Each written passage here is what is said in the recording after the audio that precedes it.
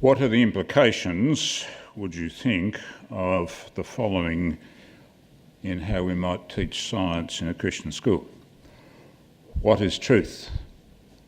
That extraordinary response from Pilate to Jesus, dripping, I think, with cynicism, even sarcasm. What is truth? The world is charged with the grandeur of God. It will flame out like shining from shook foil.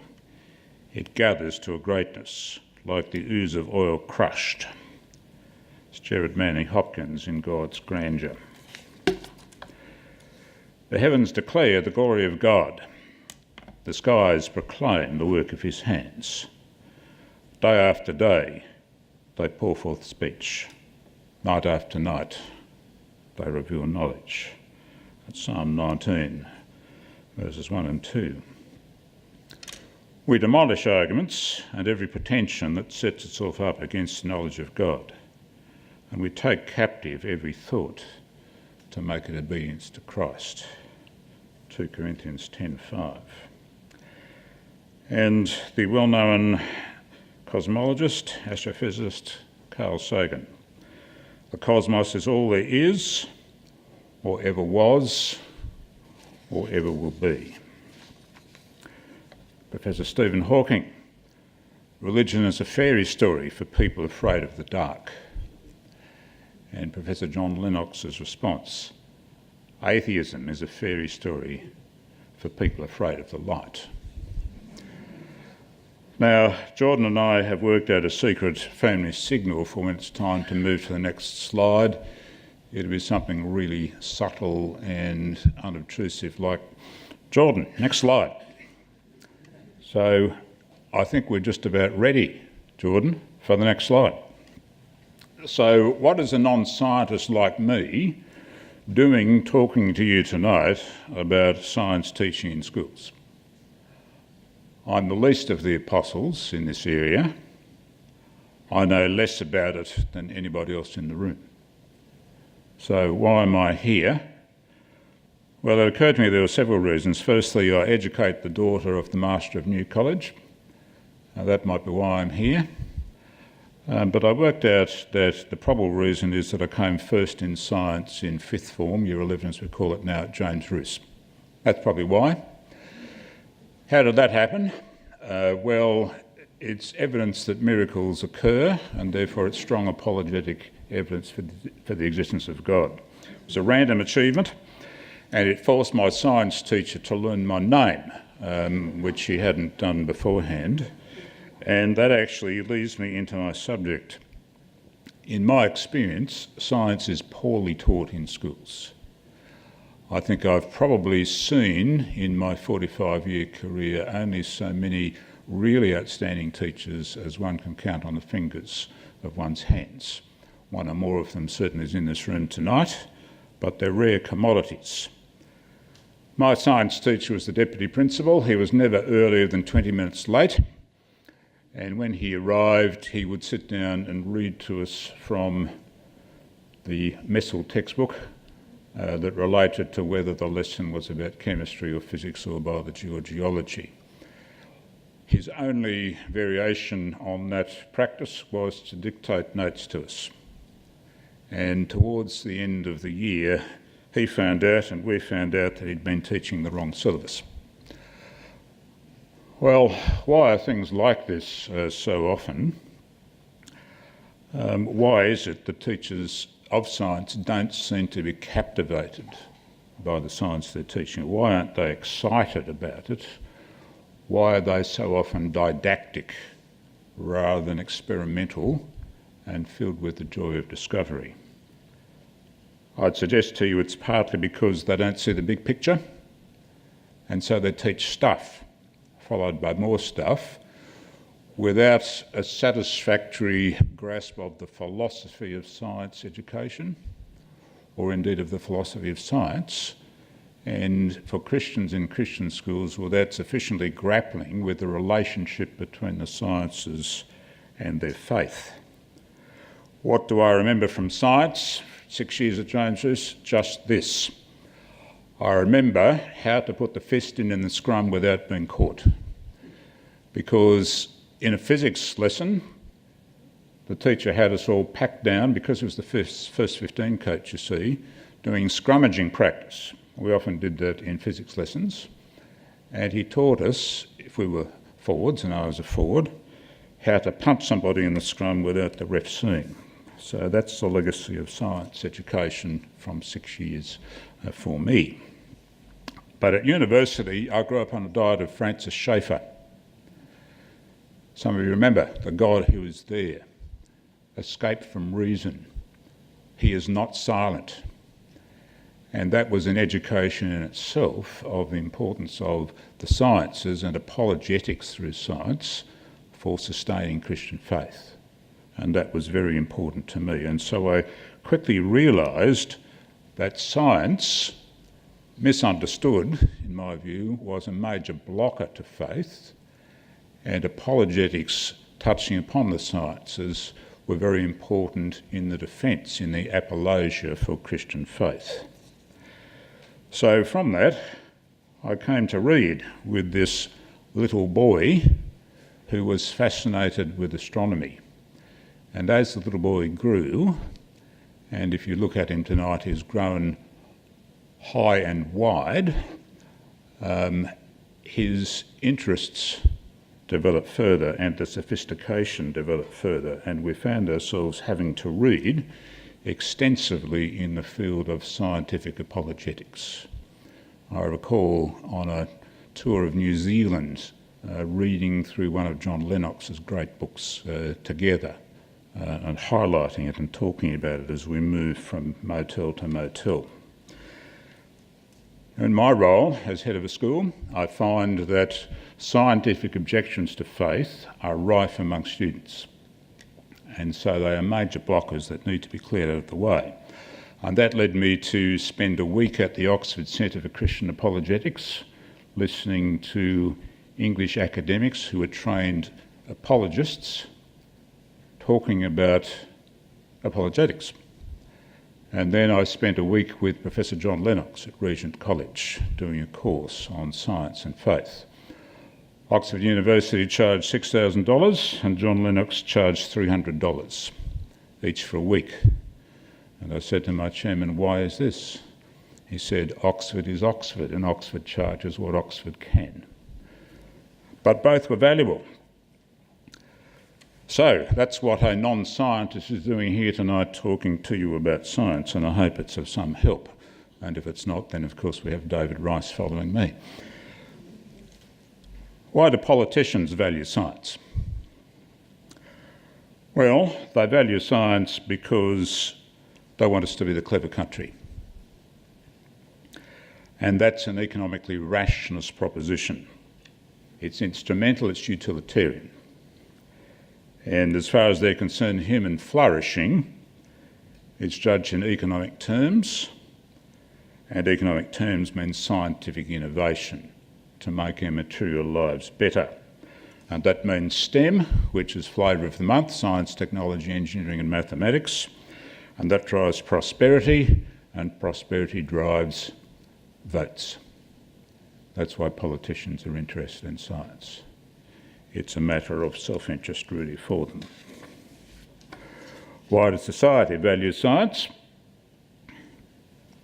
Well, science gives us medicine. Medicine gives us health. It extends our lives. Science gives us technology. Technology saves labour. It provides opportunities. Science is trustworthy. It's transformational. It's salvific. Scientists in the lab coats are the new secular priests. Science provides employment. And so society values science also for utilitarian purposes, not for the science itself, but for the beneficial outcomes that science might provide. And so this has led to what we might call scientism in our age. You know, all the isms, and scientism is one of those. And so in popular culture and in parts of academia, there is the view that only scientific evidence is valid, that all questions ultimately are scientific questions. They can be answered by science, and any propositions that cannot be validated by science can be dismissed. This is the position of Richard Dawkins and the late Christopher Hitchens and Mike Onfray and A.C. Grayling and all the rest of them, the new atheists. Peter Harrison, the Australian academic from the University of Queensland, in his fairly recent book, The Territories of Science and Religion, has had this to say: historians of science have long since abandoned internalist and long march of progress accounts of science. Yet these still inform popular representations of the history of science and underpin claims to the epistemic superiority of its methods.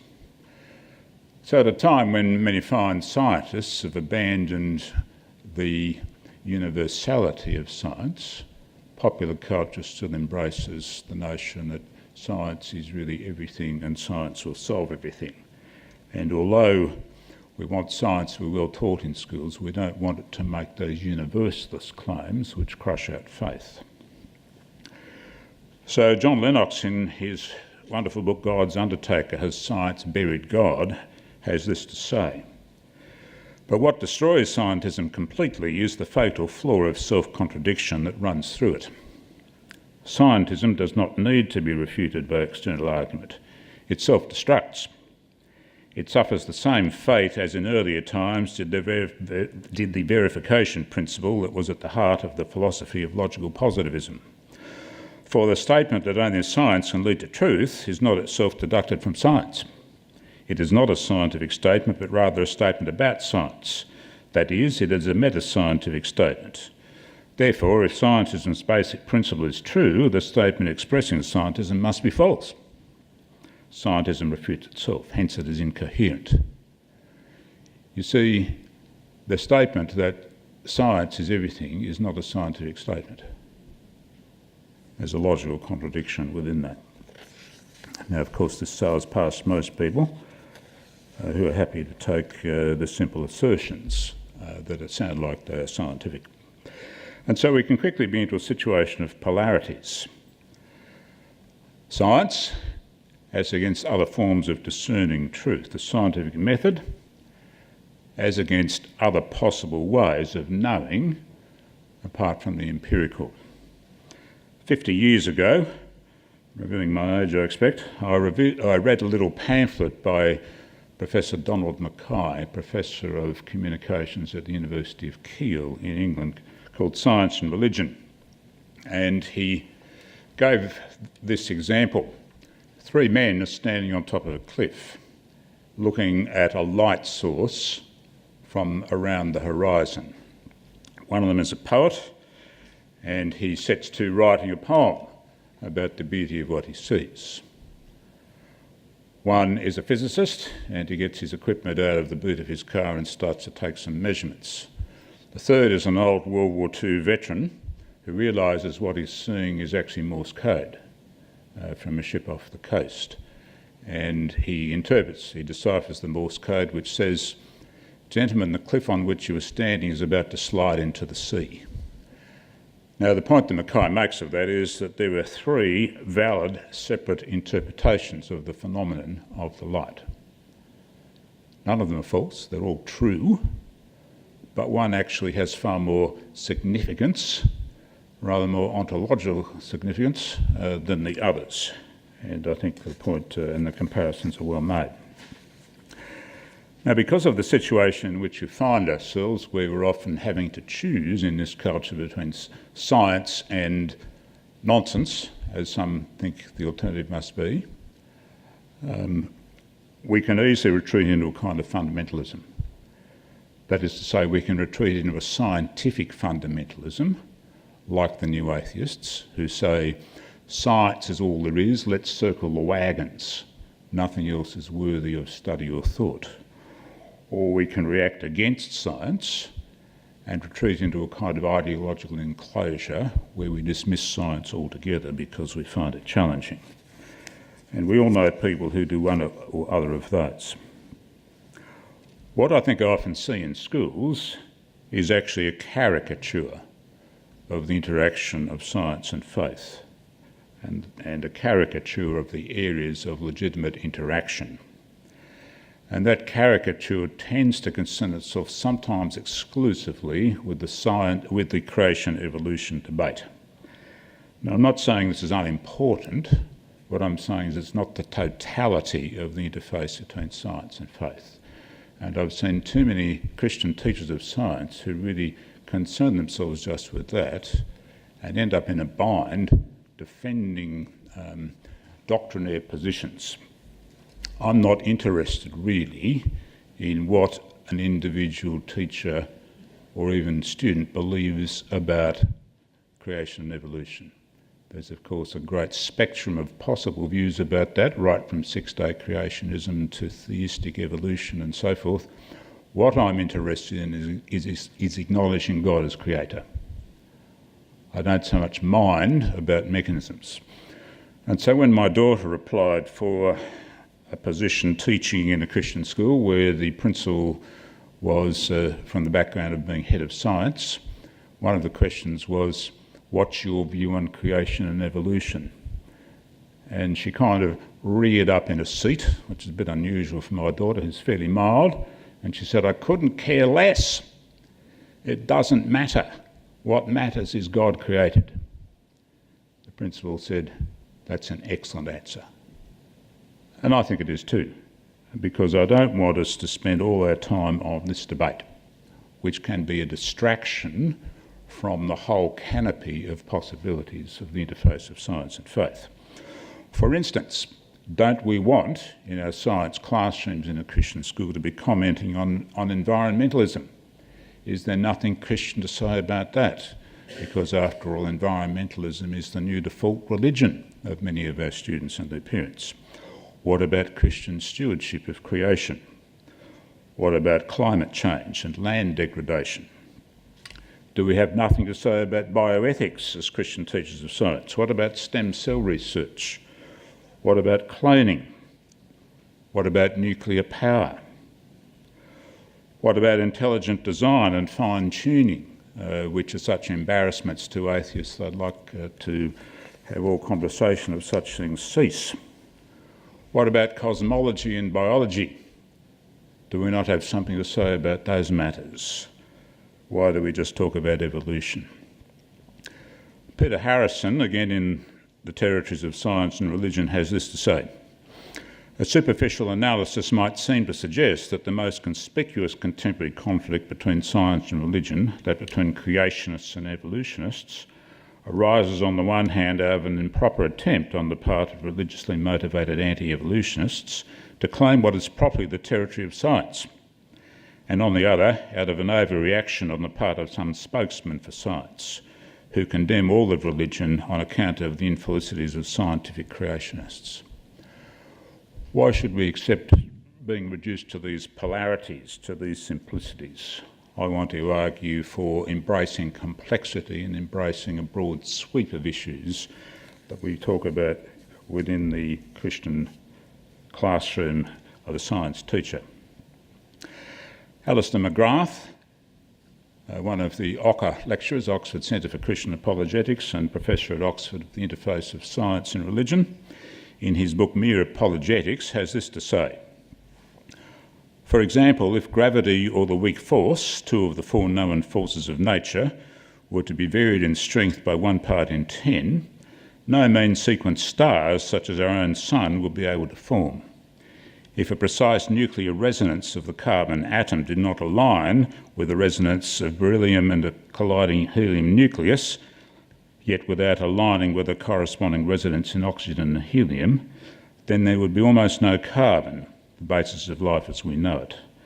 Most dramatically, leading mathematician Roger Penrose has calculated that the entropy of the universe is such that our universe seems to exist in an absurdly precise state compared to the available range of possible values. So what are the apologetic implications of this remarkable fine-tuning? I was struck in Stephen Hawking's book, A Brief History of Time, that he sets out all of the arguments for the fine-tuning of the universe and the bizarrely remote possibility that this could be any kind of coincidence, and the way in which it all points to a creator God. And then he says, But we know that can't be true, and then leaps off to something else.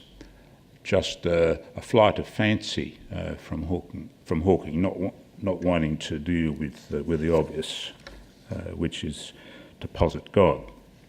Richard Winburn, who's not a scientist at all but a philosopher, professor of philosophy at Oxford University, in his book Is There a God?, has this to say: "We come right back to the Big Bang, the explosion 15 billion years ago with which apparently the universe began."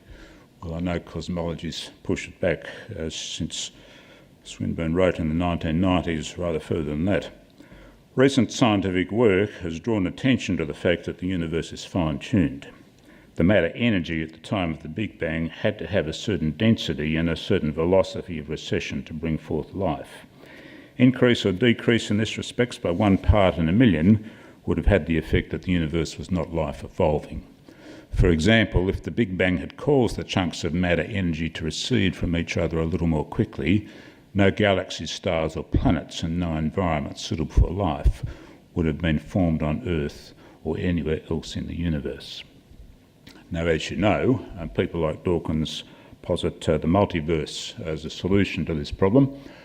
One of Lennox's colleagues has called the multiverse a statement to make when you actually have no theory, and McGrath has attacked it stringently, but there's no time for that tonight.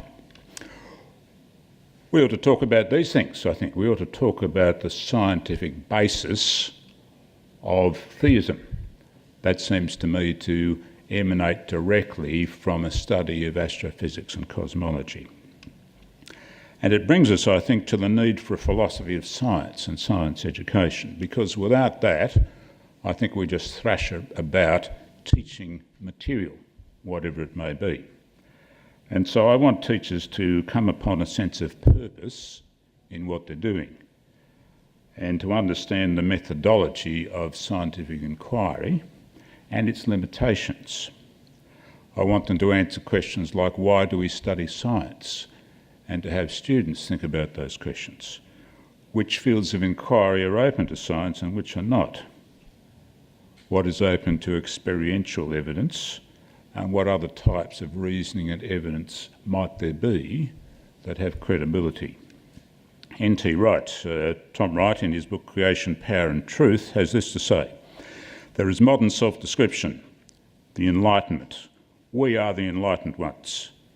Our science and technology set us apart. Our politics are superior by definition. Our artistic and cultural achievements, our grand narratives of world history lead up to the eschatological moment when humankind came of age. We are the elite." It's this level of arrogance, which can sometimes be found in the writings of scientists, that we need to challenge. Because, of course, every era thinks it's come upon the truth in whatever field they're studying. And the arrogance is actually a barrier to proper inquiry. Tom Wright goes on to say, "Enlightenment ontology grounds our elitism in a radical dualism. Westerners automatically assume that faith and public life must be held carefully apart. This dualism has a great deal in common with that of ancient Gnosticism." See, we're one of the first societies that try and sever religion from the rest of our fields of human inquiry, as if it can be severed and as if it can be put in some kind of separate box. Interestingly, Rodney Stark, not a Christian but a sociologist writing extensively in America, in his recent book How the West Won, demonstrates that science actually emerged as a byproduct of and because of Christian faith. And he gives massive evidence to belie the notion that actually science somehow escaped from the repression of the church. He argues very clearly that science arose because of the church, and only because of the church and through the church.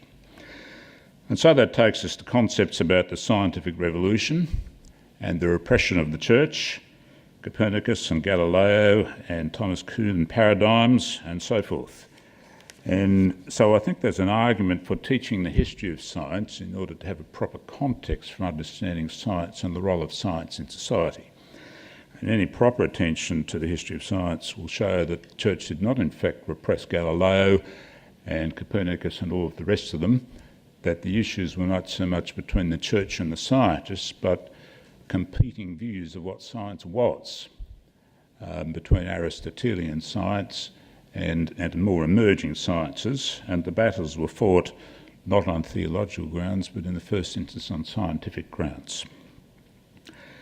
David Bentley Hart, in his wonderful book Atheist Delusions, The Christian Revolution and Its Fashionable Enemies, lovely title, very juicy title, says this: "It has tended to obscure the rather significant reality that in the 16th and 17th centuries, Christian scientists educated in Christian universities and following a Christian tradition of scientific and mathematical speculation overturned a pagan cosmology and physics and arrived at conclusions that would have been unimaginable within the confines of the Hellenistic scientific traditions. Modern science is the work of the church. And as a historian, and that's what I am, not a scientist, I think that is really beyond dispute." Professor Frank Stootman has recently retired as head of the Department of Physics at Western Sydney University. And in my book, little plug there, not something tonight, Frank Stootman has this to say: "The Christian school is therefore outstandingly positioned to teach science facts and how these facts are related to each other, and at the same time how these point beyond themselves to metaphysics, literally meaning beyond physics. Teachers must stop imbuing students with the common idea that science is a self-sufficient discipline that answers all our questions on origins." I can only say amen to that. I think that's a terrific point. And so we need to recognise, and teachers need to help students recognise, the place of science, but also the limitations of science. Frank Stootman goes on to say, "Within a Christian school framework is a marvellous opportunity to provide a balance between the marvel of the physical universe described by the study of science and the presuppositional layers it evokes, which point beyond science to the existence of transcendence." That's what I'd like science teachers to be doing in my Christian school. I'd like them to open up the beauty and the wonder of the universe, but also to point to God through what they're teaching.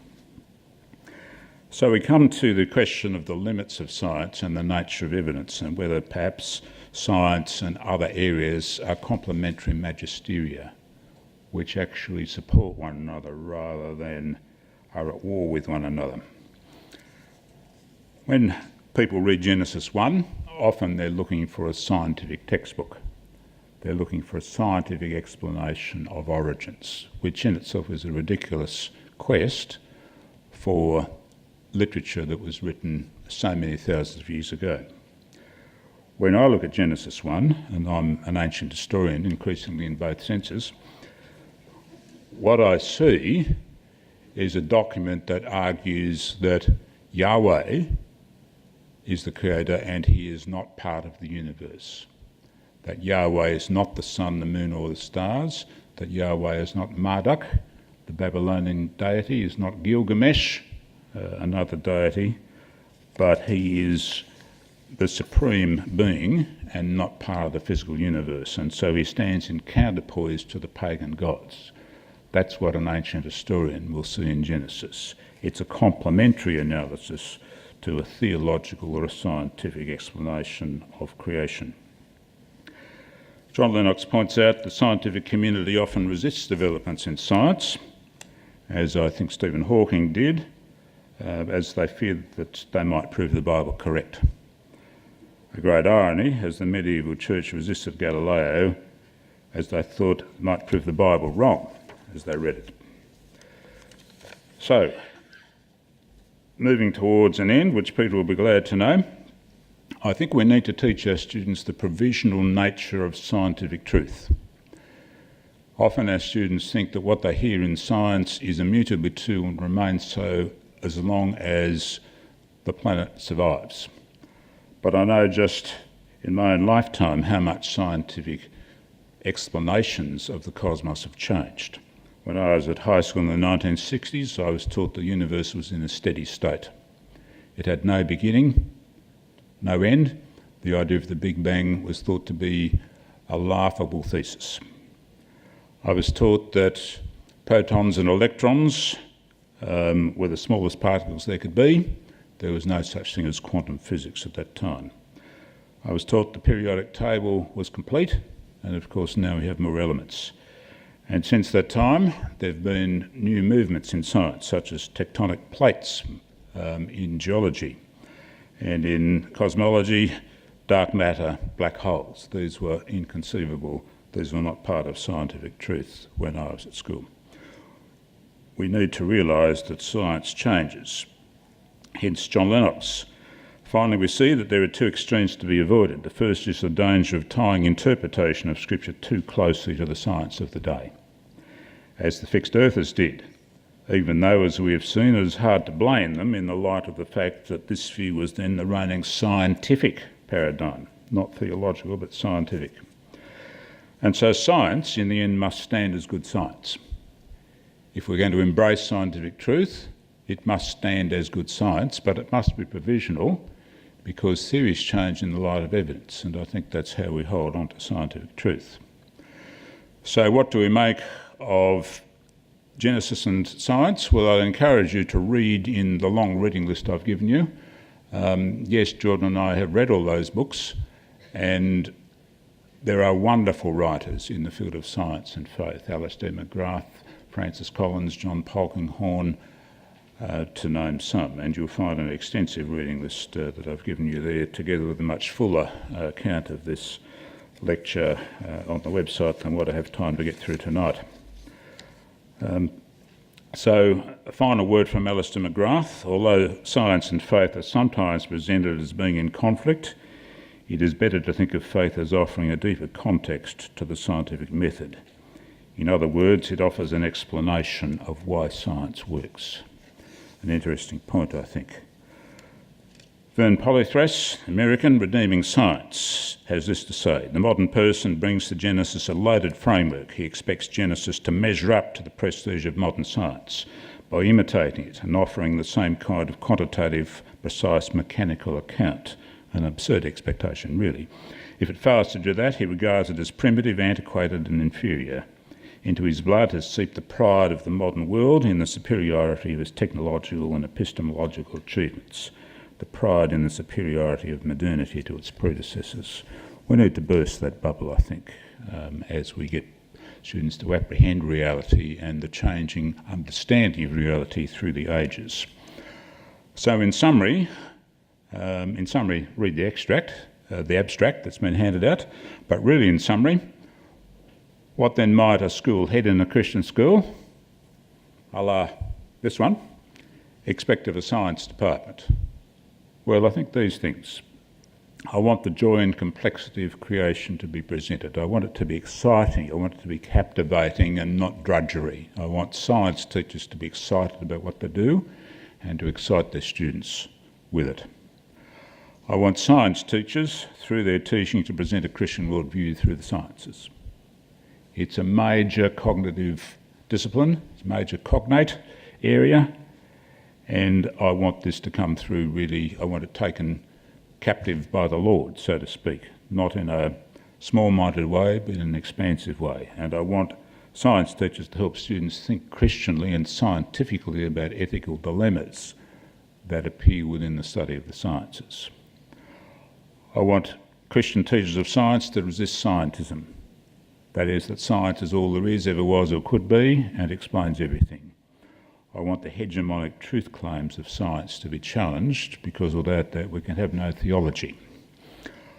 I want science teachers to contribute to Christian apologetics, that is, to mount a defence of the Creator God, a scientific defence which is good science, which is not forced upon them in doctrinaire and indoctrinative mode, but which is good deductive and inductive science. I want students to understand that science and faith are not in conflict, but they are complementary magisteria, and both of them reveal aspects of God's creation. Now, thank you very much for listening. I will now let someone who really knows what he's talking about to come and speak to you. You can regard my remarks as preliminary to what David has to say.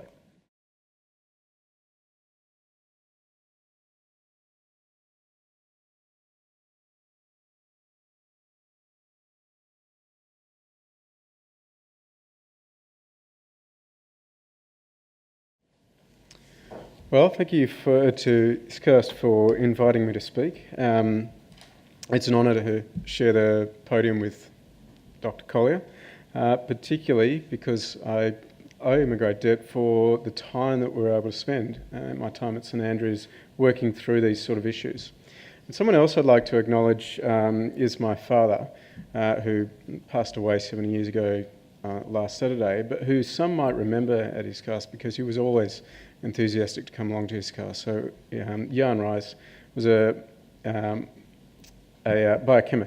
biochemistry researcher, and he made thinking about science and faith as natural as breathing for me, and I am a great debt for that. I grew up with the expectation that Christianity and science were seamlessly intertwined and could be understood through faith and through reason. So I owe a great debt. So for me, this is normal. I feel that for me, this is normal. Now, I also feel like I might need to apologise in advance. I was asked to talk about changes in syllabus, and syllabus might be a little dry for some. I apologise to any teachers, and especially science teachers here, who've been reprogramming for stage 6 since it was helpfully released on us at the end of term 1 this year. I apologise if what you're seeing here is not new in many cases, but I just want to give an overview and a bit of an introduction to anyone about what it is that science teachers are teaching in New South Wales. And also, we're approaching the pointy end of term 4, and as someone who's just been writing reports and proofreading reports and setting assessments and marking assessments, perhaps this isn't the time of year to be asking a teacher to talk about challenges. I remember at St Andrews there was one time when it was decided that for professional development the senior leadership team would ask for feedback from the staff. So we all got together and we had big sheets of paper and we were writing down feedback about what we'd like to change about the school. But it was possibly done at the wrong time of year, and it never happened again, and certainly never at that time of year. John may remember this.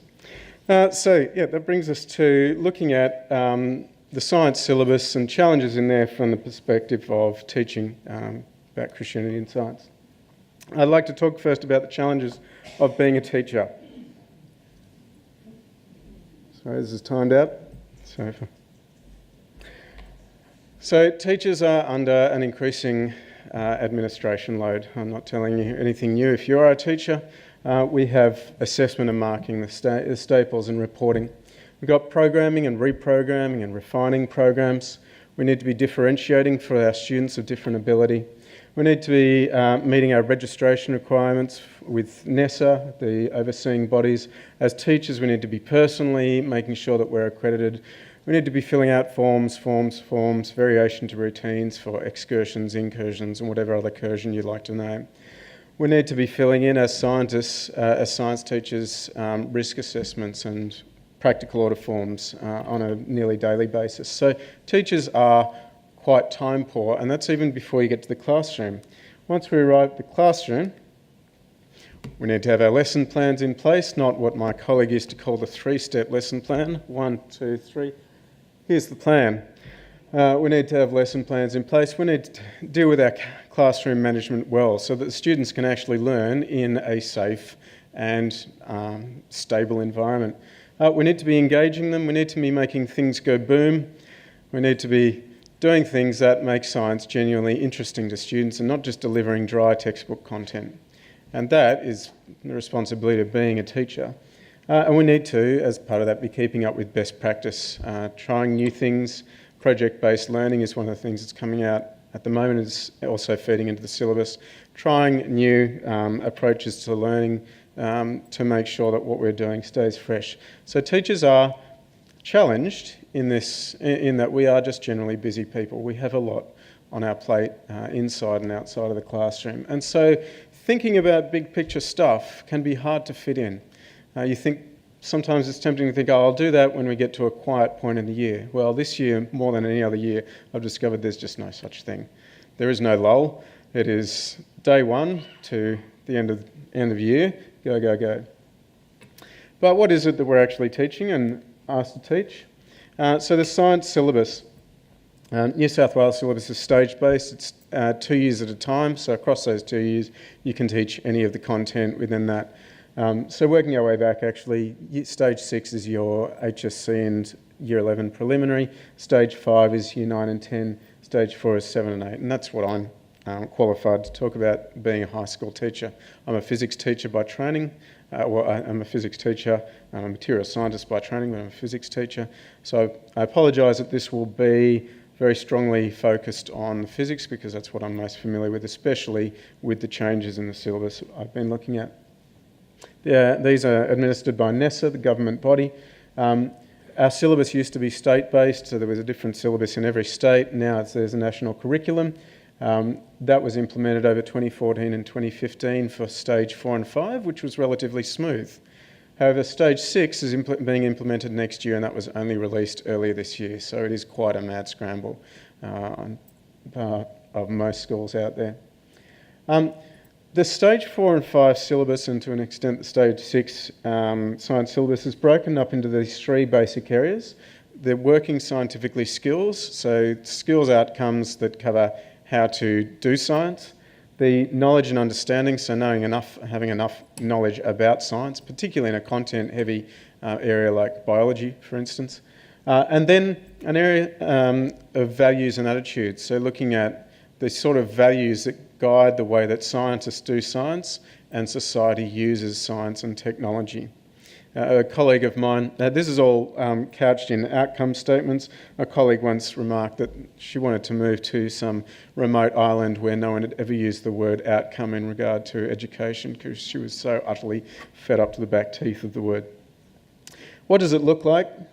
So in the new stage, this is stage 5, year 9 or 10 syllabus, you'll have a broad outcome for, this is a skills area. Students produce a plan to investigate identified questions, and that will be broken down into level of detail. Students need to describe the purpose of an investigation, explain why certain types of information are used, etc., etc. So from the very broad down to the quite specified. That needs to be embedded in what we're teaching as science teachers, so you don't come into class saying, right, class, today we're going to learn about investigations as such. You teach about that every time you do an experiment. You teach one of these outcomes. Then we've got our knowledge and understanding. So again, these are very broad statements. Student applies models, theories and laws to explain situations involving energy, force and motion. And then those are broken down into more specific, reasonably prescribed outcomes. So for instance, explain conduction and convection in terms of the particle model. So this is what you will come into a class and say, this is what we're learning today. We're learning about convection or conduction. And then we have the values and attitudes, which, like the skills, are expected to be embedded in what we're doing. So we'll be across different learning outcomes. We'll be across different knowledge. And this is things like students developing an appreciation of the contribution of science to finding solutions to personal, social and global issues. So these are very broad brush outcomes, big ideas about how science and scientific inquiry fits into society.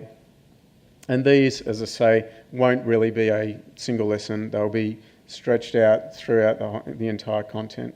Now these, I feel, give one of the most natural inroads into talking about faith issues in the syllabus, and it's good that they're there. The problem is, though, the challenge for teachers is, are you teaching science or are you teaching the syllabus? This is my year 11-12 class at Shire Christian School, a hilarious bunch of boys. They really liked memes. They called themselves the Sons of the Syllabus. It was going to be their band name, or their gang name. That happened because every time I said syllabus, I noticed they were high-fiving each other all the time, and then I figured out that it was every time I said the word syllabus, they went, and high-fived each other. Now, I've just discovered that my year 11/12 girls class at St Catherine's have started calling me not Dr. Ruys, but Dot Point Ruys. A cheeky little so-and-sos. But this is, I'm sure, the experience of many teachers across subjects, but particularly science, is that we're following a syllabus which is prescribed. We're making sure that we hit dot points, and especially there's a lot of pressure, particularly in stage 6. There's high stakes with the HSC, particularly in the independent schools. They're fiercely competitive with one another. They advertise or market themselves most of the time based on HSC results, and there's a lot of pressure on teachers to be hitting outcomes, to be getting band 6, which is the top performance band in the HSC. And so teachers are under a lot of pressure to meet the requirements of the syllabus. Also, under political pressure, thanks to the government's very helpful My Schools, which is used to rate teachers and schools against each other, because what better way to inspire teachers than to make them feel permanently judged? This puts pressure on teachers to discard anything that might be seen as being peripheral and just focus on the main event. You know, get those outcomes covered, get those skills outcomes covered, get all that HSC content covered. We lose students all the time for excursions and lots of wonderful, valuable things, but the 120 hours that we're supposed to have for the HSC often ends up being cut short by various other things. So we're under a lot of pressure just to meet the requirements of the syllabus, let alone go beyond into big ideas land. Because of this, the values and attitudes aspect of the syllabus often does, certainly in my experience, and teachers in my department and teachers I've worked with, become tokenistic. It's, can we just tick off that, learn about Indigenous people and their relation to science? Yep, done that. Okay, let's move on. We talked about Ayers Rock for 10 minutes. We're good to go. On to the next outcome. And it becomes tokenistic, and this isn't helpful. It needs to be intentional. If it's done, it needs to be done well and done intentionally and done thoughtfully. It's really challenging for students because these are high concept things most of the time, and the science faith questions are high concept things. I've had most success dealing with science faith questions when I've had a top class who are really there and really engaged and really wanting to learn. My bottom class, you know, I'm lucky to get them to understand how to measure something with a ruler at times. You know. So these are high concept, these are challenging and open-ended, and it can be a struggle for the students. I sympathise with them, just sitting there with their eyes glazed over. What is this guy going on about? Why are we suddenly talking about Ayers Rock? Or why are we suddenly talking about creation or ethics? There is a decision in this. How are we teaching? What are we teaching? A teacher has to decide where they're going to focus their time. What are we're going to give priority to? We're going to give priority to the knowledge and the skills and see if we can fit the values in, or do we think, no, actually, the ideological framework of science is incredibly important. That's actually the foundation, and how you do science, well, that's very important, but we need to understand the ideological framework. I think this, either way, runs the risk of becoming dualistic, ending up with a kind of non-overlapping magisteria. These are ethical questions. This is scientific method. They might meet every now and then, but they're pretty separate. I would rather see a focus that looks like this, where it is all inherently important, where it is all integrally presented. And that's, I think, what any science teacher wants to be able to do and do well, without that pressure, without the monkey of the mandated hours on their back. Because the problem that we face is that we can end up with compartmentalisation. That science, knowledge and skills and ideas and thinking and the philosophy of science and the intersection of science and faith are quite separate. And every now and then they might bump up against each other. And we don't want that, because that runs the risk of what's referred to as creating well-educated monsters. The idea that Germans in the 1930s had an excellent education system. They were young men who learnt science. And what did they use the science to do? In many cases, experiment on small children in concentration camps. So we do not want students to be learning science as a pure method and knowledge pool without an understanding of why they're doing what they're doing and the moral and ethical framework around it. So it's crucial, even aside from Christian faith perspectives for teachers to be making sure that the values and the philosophy of science is integral to the way that we are teaching. This is actually in keeping with the secularist framework of the syllabus. The syllabus is secular in writing and intent, but it is completely consistent with that. Even as a secular teacher, I can still be making sure that students are learning the values and attitudes and integrating that with what they're learning. I'd like to see that we think about it as complementary magisteria, not the old idea of non-overlapping magisteria, that science can answer these questions and faith can answer these questions and we don't need them to talk to each other. That the truth claims of Christianity and the truth claims of science about our world are completely integrated and completely interrelated. And that we are teaching students that learning to do science well is an act of worship. That being the best scientist you can be and understanding convection and conduction is an act of worship.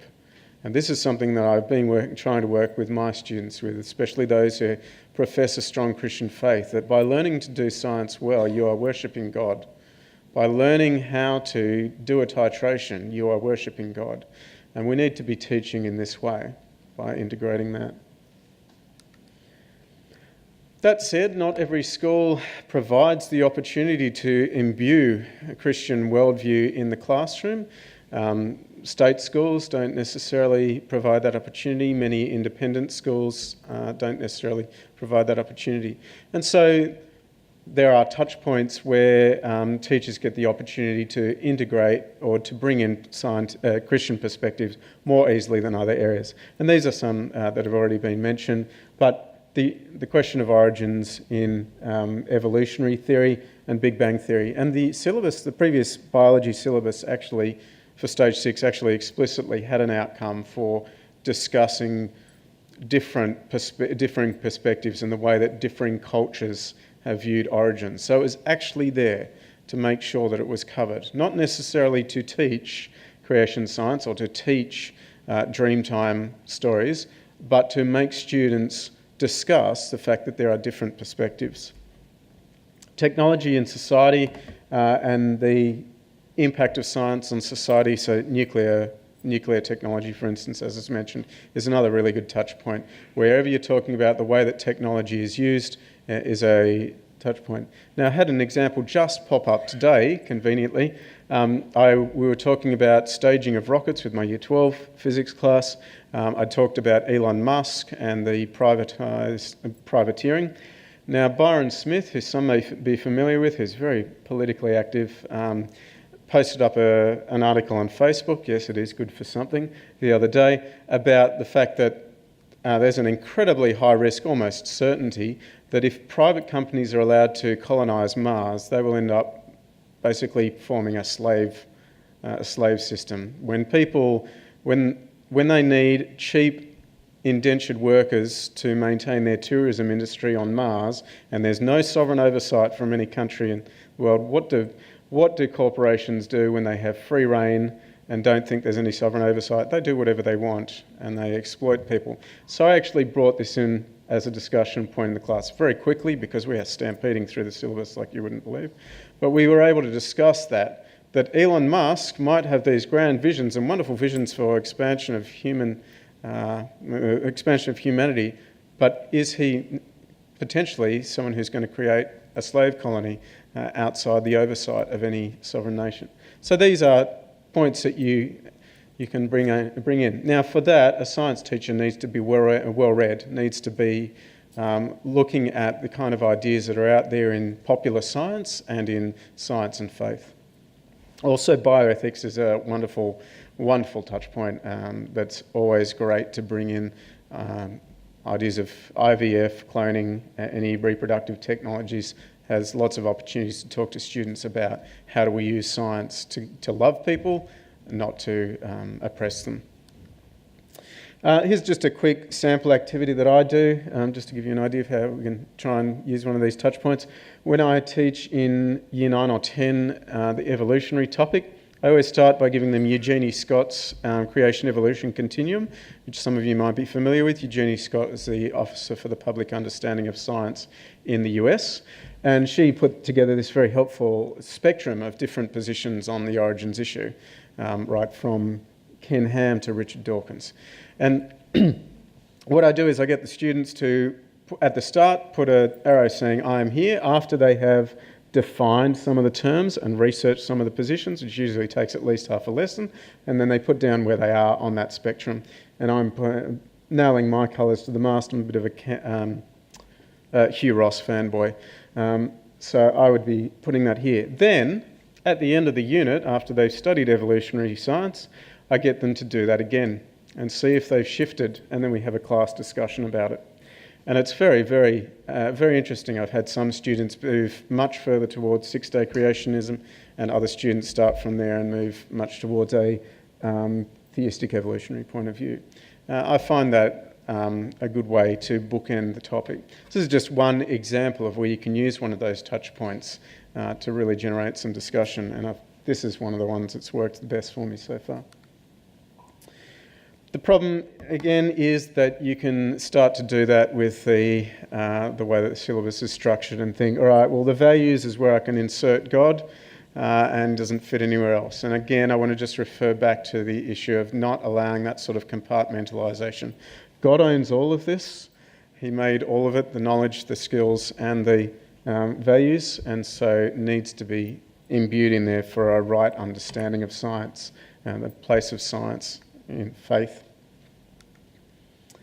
I'll move on to just talking about changes to the syllabus, particularly for Stage 6, because this is the big one. There's new syllabus just been released, which we need to implement next year. It's the same length of course, the assessment requirements are the same, it's much the same, but the topics have changed, and the way that the topics are structured is quite different. It is in response to feedback from universities who are saying in a lot of cases, we're getting students who know about science, but not how to do science. It was disparagingly referred to, the physics syllabus was disparagingly referred to in my experience as coffee table physics. You come in knowing enough that, as if you read a coffee table book about physics, but not necessarily enough to do it well. So there's been a response to this. And also there has been the fantastic inclusion of extension science, so one unit, basically honours thesis-like subject for Year 12, and investigating science, which looks at the method of science, and then you learn various aspects of content as you go through that. 4 topics in Year 11, 4 topics in Year 12. Very excitingly, the first half of the year in Year 11 is spent on kinematics and dynamics. We were just talking earlier than other physics about how we're going to retain students through that, because it is looking a little bit dry. This is one of the issues. It is somewhat of an overcompensation, and I'll talk about that in a moment. It's very skills focused, particularly in physics and chemistry. Biology is a content heavy topic, so there haven't been quite as many changes in the biology syllabus, but certainly in physics and chemistry.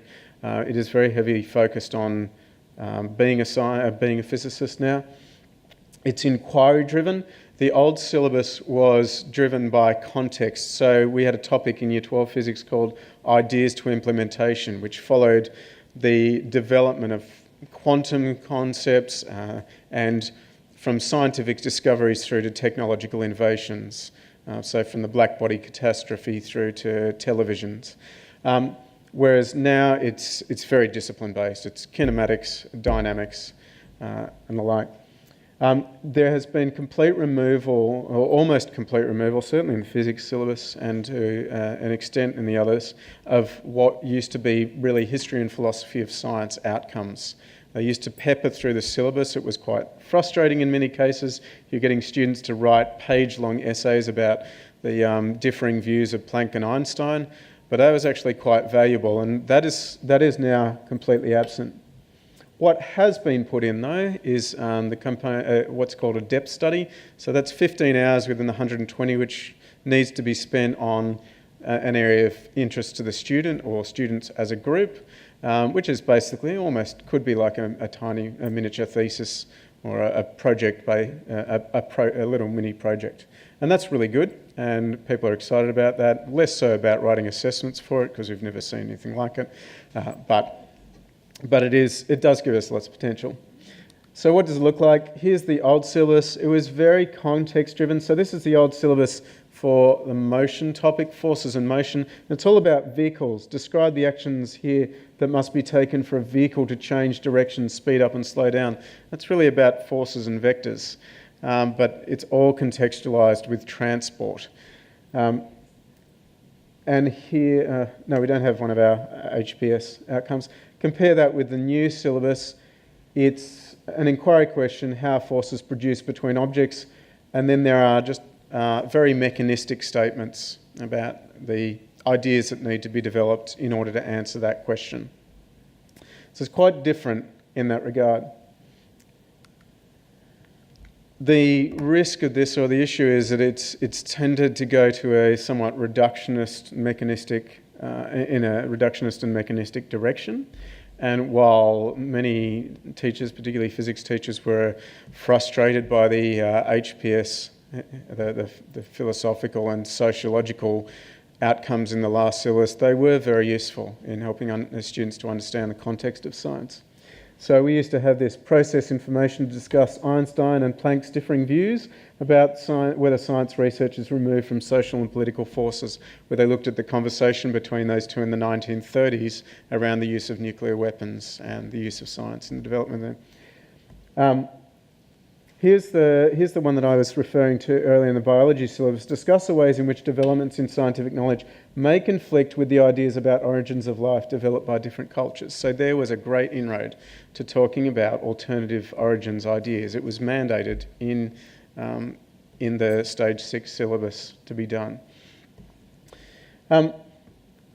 There's a risk here that discussion of faith could very easily be sidelined because we're just focusing on getting these skills and knowledge down pat, and anything else will be just a distraction. Now, I think that's a very big risk in the first couple of years, certainly, when teachers are scrambling to get their head around the new syllabus and just make sure that they meet the minimum requirements of it. I feel like it develops know-how, but not know-why. A lot of know-how about science, but less of the know-why. It's not all doom and gloom, though. Of course, there are opportunities in this new development in the syllabus. It is more open-ended and less prescribed than the original one. You do have a bit more freedom to go off the grid a little and explore, especially with the depth studies. That gives almost total free rein. All the professional development that I've gone to yet, they have given ideas for depth studies, but the feedback is you do what you want to do with it and then somehow assess it with the magical assessment wand. It, I think, could allow us as teachers to actually look at teaching students the concept that practice is worship, that doing science well and developing science skills and knowledge is in itself an act of worship. It doesn't require you to become philosophical. It is actually, being a scientist is worshipping God and exploring his creation. Finally, I'd just like to talk briefly about what I think is the end game in educating students. There is acknowledgement that the job market is rapidly changing, so students of faith or not are entering a reality where many of the jobs don't even exist yet. Many of the jobs that do exist now will be replaced by automation or by remote. I could have a surgeon working on me from New Delhi via robotics. There are significant global challenges that our students are inheriting, climate change and resource scarcity, and these have primarily technological solutions. They are also social problems, but the solutions to them in many cases are technological, scientific. Also, students, I'm very conscious whenever I'm teaching my students, they're going to enter a very hostile marketplace of ideas, especially at university. I'm sure we're all aware that academia in science is not particularly friendly towards Christian faith. And so students will be attacked. And I tell my students when they're doing that creation evolution continuum exercise, I say, wherever you are on this, you will be attacked. You'll be attacked if you're a six-day creationist by people who say you're an irrational Philistine. You'll be attacked if you're a theistic evolutionist by people who say that you can't be a Christian unless you believe that God created everything in 6 literal days. You will be attacked, and you will need to defend that scientifically and philosophically. And students will be. So I'm very conscious that I am releasing students into an environment where their ideas and their presuppositions will be constantly under assault, and they need to question them themselves in order to be able to engage with that. Also, we just have general, I think, increasing mistrust of Christian ideas as a result of things like religious fanaticism and terrorism, the child abuse scandals that have rocked the church, and the same-sex marriage debate seems to be very polarising in our society between secular and a religious viewpoint. So students are not only entering a hostile science arena, but just a generally hostile social situation. So with the aim of equipping students, the world is full of bad philosophy. I have very little respect for some of the arguments from this loud, angry man. And these often go unchallenged. I find that sometimes the statements are so outrageous that they just don't go challenged because people don't think Christian thinkers don't think they need to take it seriously. They lack intellectual merit. But there are many people swallowing these terrible ideas wholesale. And so our students need to be equipped to see bad science from good science and bad philosophy from good philosophy. So whether or not they're Christians, they need to be scientifically literate, critical thinkers and problem solvers to enter this strange new and a brave new world of changing job landscape and global problems, and good communicators. But especially if they have a belief that they want to defend, they need to be discerning of good and bad ideas, and they need to be equipped, well equipped to defend the beliefs that they have. So we need a holistic approach that makes sure that students understand that science is worship, and also have opportunities to wrestle with the philosophy and the concepts behind science itself and behind a Christian perspective on science. With the stage 1 to 5 syllabus, there is definitely room to be doing that. It designs room in to look at values. So let's take advantage of that, but let's not let that be compartmentalising. With the stage 6 syllabus, it has become quite reductionist with the changes, but there's still plenty of scope there to teach students about this, especially within the depth studies. We can use what's there, we can use the opportunities that are there to educate students well, because I want students to go out confident, well educated, confident, knowing what they believe and how to defend it.